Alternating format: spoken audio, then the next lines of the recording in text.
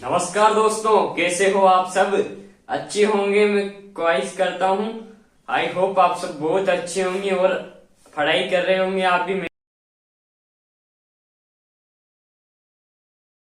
धीरे धीरे सब पढ़ते हैं, पर आ जाओ, आपके लिए एक टॉपिक लेके आया हूँ। तो देख लो, धमनी और शीरा। तो धमनी और शीरा में डिफरेंट बताना है दोस्तों ये है अपने 5th चैप्टर जीव परक्रम, जो बायोलॉजी साइंस में अपने क्लास 10th में 5th चैप्टर है जीव परक्रम। उसमें इंपोर्टेंट क्वेश्चन है और यह क्वेश्चन बनेगा 100%। मैं बोल रहा हूं, लिख के ले लो। 2025 राजस्थान बोर्ड, अरे राजस्थान बोर्ड वालों सुन लो, 2025 में ये क्वेश्चन बनने वाला है, क्योंकि ये रिपीटेड क्वेश्चन है दोस्तों इनके बीच डिफरेंट करवा लेते हैं। सबसे पहले कुछ नहीं करते, इनके बीच डिफरेंट करवा लेते हैं। तो दोस्तों देख लो क्या होता है धमनी और शिरा में अंतर, तो जान लेते हैं। तो फर्स्ट पॉइंट लिखते हैं, और प्लीज आप चैनल को सब्सक्राइब करना ना भूले। ऐसे की टॉपिक आपके सामने लाएंगे जो एक एग्जाम में आएंगे। फोड़ दो इस क्वेश्चन को दोस्तों, फोड़ दो दोस्तों। धमनियों में शुद्ध रक्त बहता है दोस्तों। फर्स्ट डिफरेंट क्या होगा, धमनियों में शुद्ध रक्त बहता है।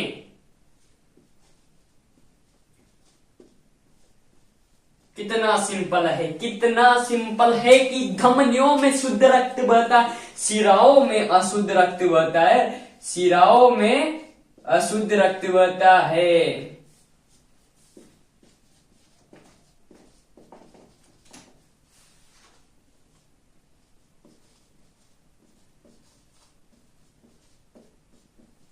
तो दोस्तों सिंपल सी बात है, बस इस चीज को याद रखो। धमनी में शुद्ध बहता है, ऑटोमेटिक याद आ जाएगा। इसमें उसका ऑपोजिट कर दो, विलोम कर दो, अशुद्ध बह जाएगा। First point clear. दूसरा, धमनियां, जो धमनियां होती है, धमनियां ये हम निया की भित्ति, धमनियों की भित्ति मोटी होती है। क्या होती है? मोटी होती है। किसकी? धमनियों की भाई, धमनियों की भित्ति मोटी होती है। और वही तुम्हारे शिराओं की भित्ति, वही शिराओं की भित्ति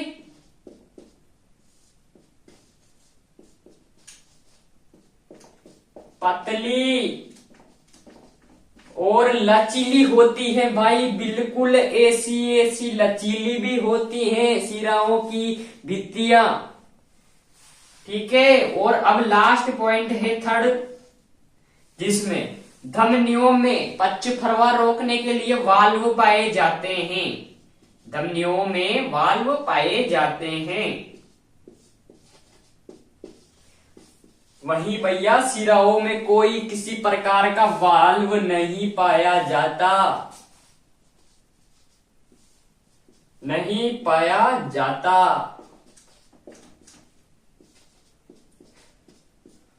तो दोस्तों सबसे पहले बताता हूं मैं कि हम धमनी और शिरा का अंतर तो जान लिए हैं हमने। अब इसके बाद हम जानेंगे कि जो हमारे पाचन तंत्र की क्रियाविधि है, इन दो वो क्रियाविधि को जानेंगे, और पाचन तंत्र क्या होता है ये दोनों चीजें जानेंगे। एक क्वेश्चन तो हो चुका है आपके इंपोर्टेंट, और एक पाचन तंत्र का बच रहा है, उसको भी करवा देता हूं मैं साथ ही। तो इसका स्क्रीनशॉट ले लीजिए। अब मैं इसको साफ कर देता हूं। क्या मैं इस क्वेश्चन को साफ कर देता हूं।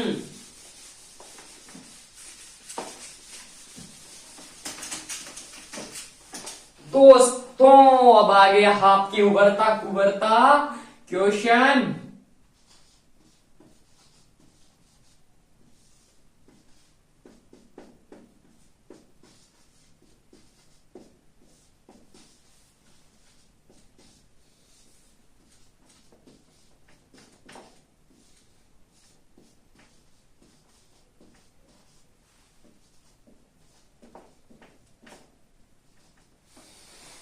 दोस्तों पाचन तंत्र की क्रियाविधि लिखो, सहित ही पाचन तंत्र क्या है।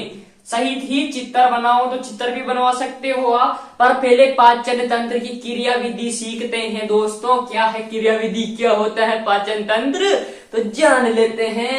ये क्वेश्चन वेरी इंपॉर्टेंट है पाचन तंत्र का दोस्तों, इस साल वेरी इंपॉर्टेंट है, क्योंकि आपको 3 क्वेश्चन क्लियर तो रखना है। बायोलॉजी में मैं पहले ही बता देता हूं, आपको 3 क्वेश्चन क्लियर रखना है, पाचन, श्वसन तंत्र और हृदय। अगर इन तीनों क्वेश्चनों को रट लिया आपने तो आपके 4-5 नंबर तो कहीं भी नहीं जा रहे दोस्त, क्योंकि इन तीनों में से एक क्वेश्चन आता है, एक अथवा में भी आ सकता है, या तो पाचन और श्वसन को अथवा में पूछ लिया जाता है, या हृदय और श्वसन को अथवा में पूछ लिया जाता है, हृदय या पाचन को अथवा में पूछ लिया जाता है। पर ये 4 नंबर का आता है दोस्तों, 4 नंबर तो आपके यूं ही पक्के हो गए, यूं मान लो अगर आपने इन तीनों को रट लिया, क्योंकि इन तीनों में से एक तो आएगा, 100% गारंटी के साथ एक तो आएगा।